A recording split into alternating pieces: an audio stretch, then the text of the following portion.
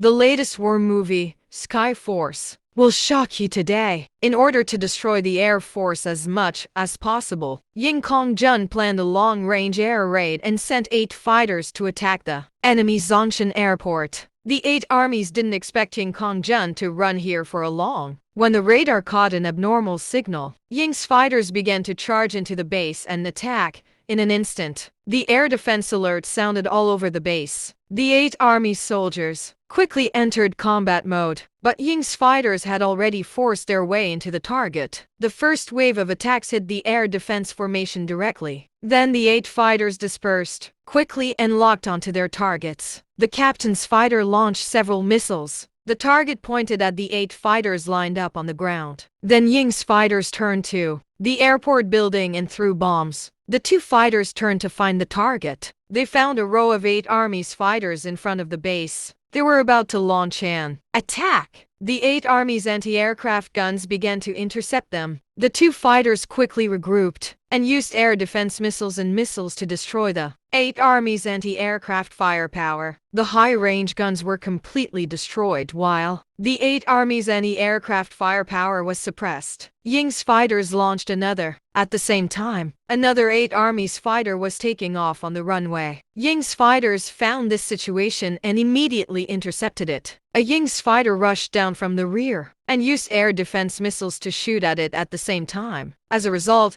the out-of-control fighter rushed into the flames. Then there was an explosion on the runway. The hangar under the tower became the next target, but they found that the hangar was intact. Under the bombing of the top of the bomb, obviously, it was a special facility reinforced by anti-missile. Captain Ying ordered to transfer the target and launch a second attack. The 2 fighters quickly adjusted the direction and locked the target on the tower. The remaining anti-aircraft firepower of the 8 armies tried to intercept it, but Captain Ying himself covered it. The launch missile destroyed the last anti-aircraft facility. Then Captain Ying launched the missile again and accurately hit the bottom of the tower. The tower, which lost support, eventually collapsed. Before leaving, Captain Ying's fighter dropped all the remaining bombs on the runway.